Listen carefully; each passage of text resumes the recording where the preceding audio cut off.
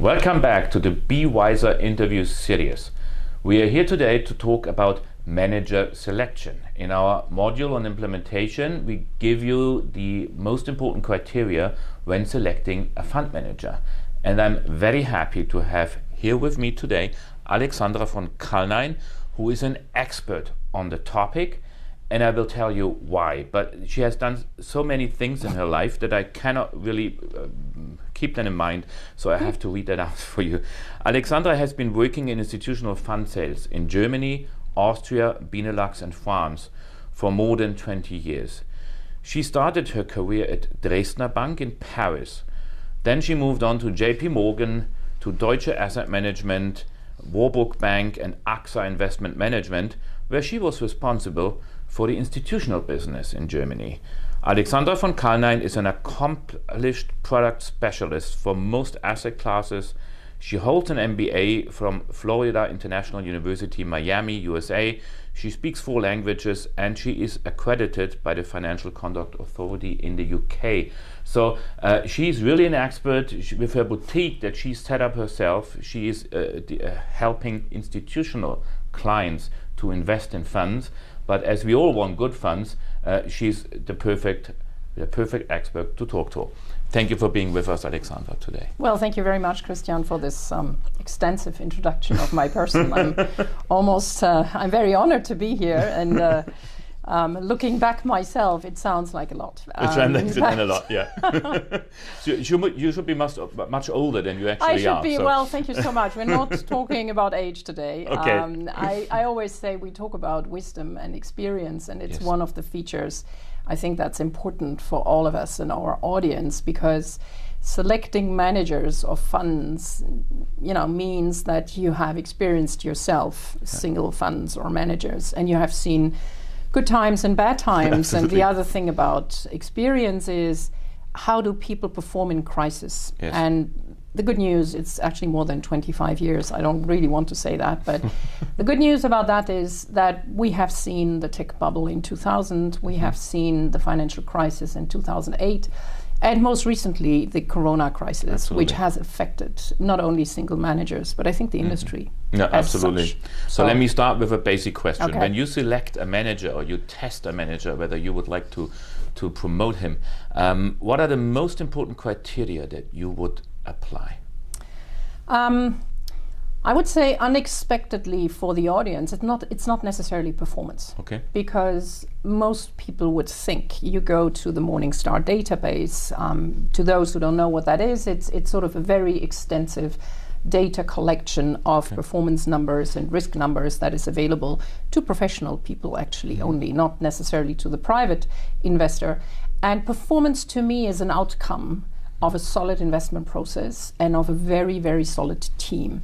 So to me, our goal in Germany and Austria is to find what I call pearls within their asset classes of managers that are willing to expand to the German market, and where I believe is an added value to our investor base. Okay. Now, in order to find the good ones, one very important criteria is potentially the size. The size just gives you the necessary means and resources to build a team. The what I call reputation in the local market. I need people who have been around for a while and who have established a good brand. By brand, I don't mean necessarily a retail brand, but really an experience in a given field, who have learned to focus on asset classes that are genuinely their DNA. Okay. The problem of the industry in the asset management is that people want to grow. Human beings are greedy. And if you want to make more money, you just need to get more assets. If you want to get more assets, you try to chase the flavor of the month, and you try to find, let's say you start, such as PIMCO, for instance, you start as a fixed income manager and you're really recognized in that business. And suddenly somebody says, fixed income is bad, we have low interest rates, we can't find new assets, why don't we venture out in equities? Yeah. Well, in that case, I would be very critical with the equity exposure, because it's not part of the DNA. It doesn't mean it will never happen, But I would give it a time. I would never be the first one to invest in those equity funds. And I would see how their experience and expertise can be implemented in that new asset class. So it's a lot about local successes, size, DNA, and maybe the last point is a stable team. I think we agree this is a human business, you know, despite artificial intelligence and despite, and we'll talk about it later, and despite quantitative measures, there's a lot of human being involvement. And stable teams have proven to be outperforming over time. Managers who lose key people on a regular basis have trouble in catching up with performance. So those factors together, in theory, should end up in a good performance. Now it's interesting that you started with many factors that are not easily quantifiable. You cannot easily tackle them in numbers because there's the human factor that you mentioned, there's the team factor, the reputation thing. Do you try to quantify them in your specific way, or do you just take decisions based on gut feeling? No, of course not.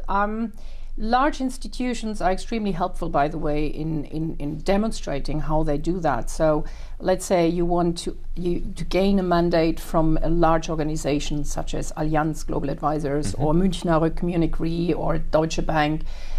They try to quantify as much as possible. So the factor about team stability is very easily trackable. You know, how many people have been added to the team, how many people have left. How long have they been together? The growth in assets is also quantifiable and has to be divided between market growth in terms of assets are growing because the market is growing and net new sales. The DNA of it obviously is difficult to quantify, but I think you have many little elements that can be added in a spreadsheet and that should come up with like a factor.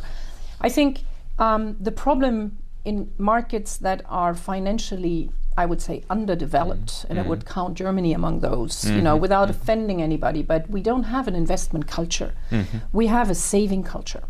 And I'm doing nothing else than quoting a very famous guy, Mr. von Storch, von Flossbach von Storch, actually said you need to teach Germans how to invest and get away from the saving, you know.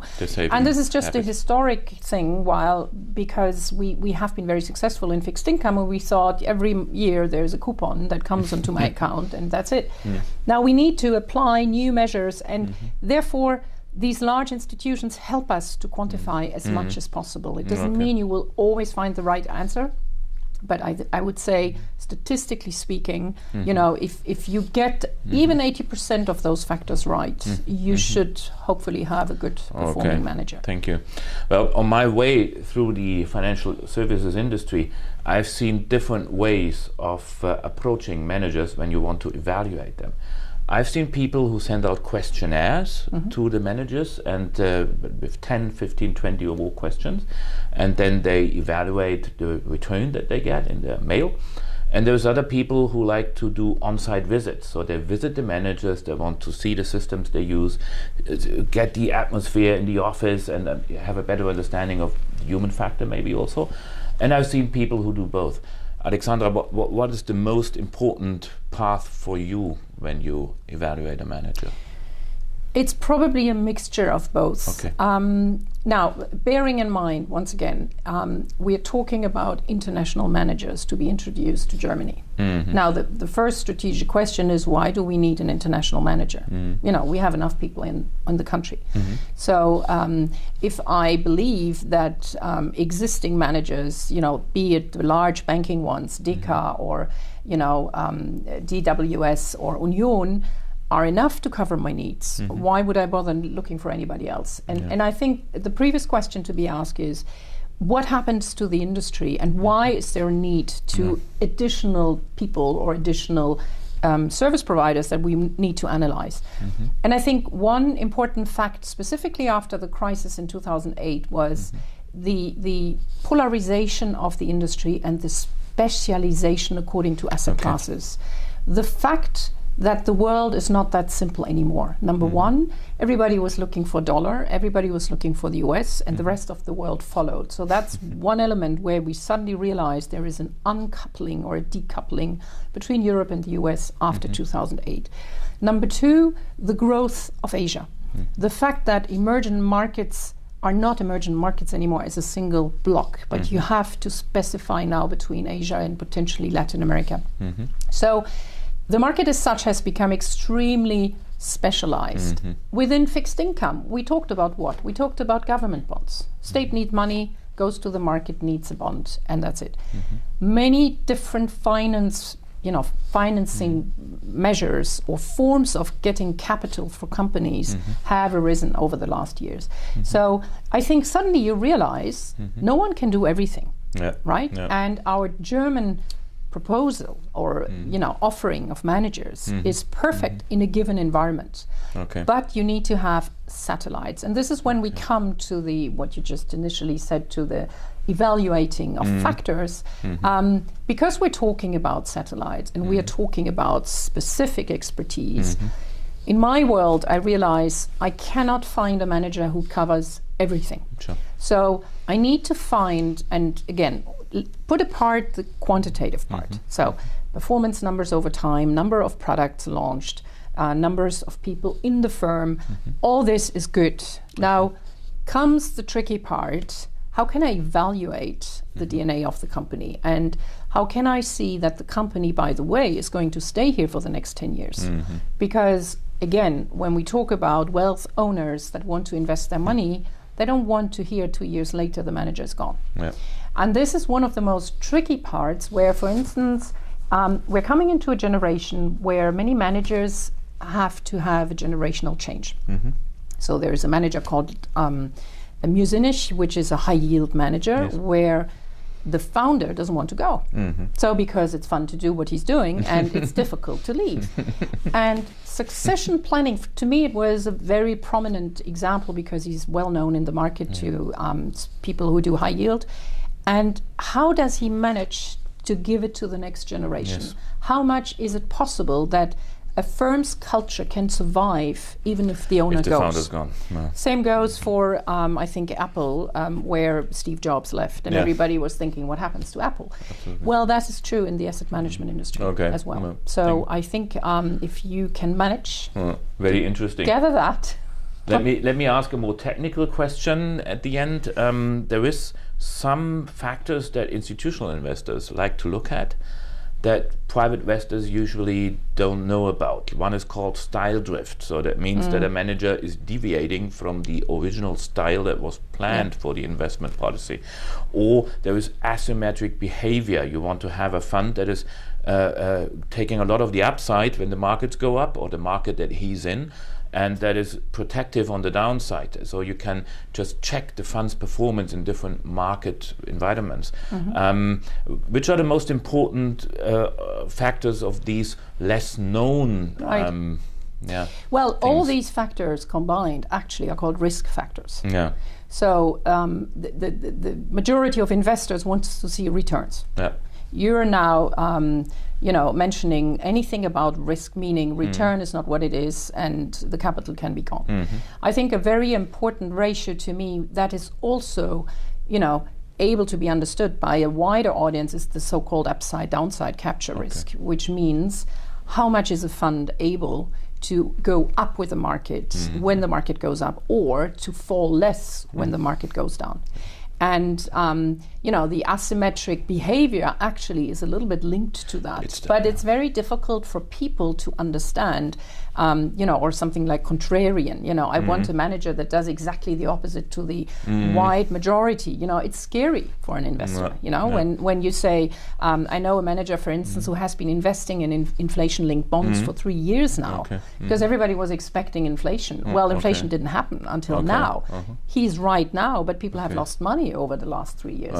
So I think investors should be cautious of two things. Number one, if a fund performs too much in 1 year and is not in line with what the guidance of that investor on the investment processes. Okay. And number two, how much has he or how has he performed over the last crisis? So managers with long-term track record, and this is something that I always push forward. I need managers that have been around for 20 years in their home market, doesn't need to be in Germany. Okay. I need to know what happened over these crisis moments and how they managed. Got you.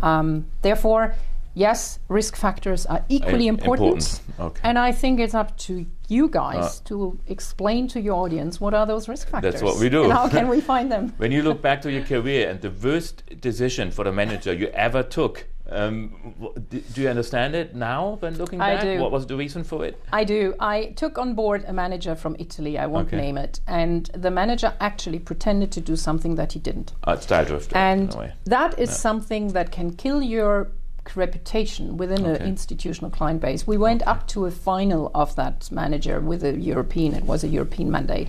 And having those, I would say, high-level decision maker in the room in Italy, suddenly finding out in the presentation you mentioned this and that, and actually there's only a one-man show who is actually driving everything, was a killer.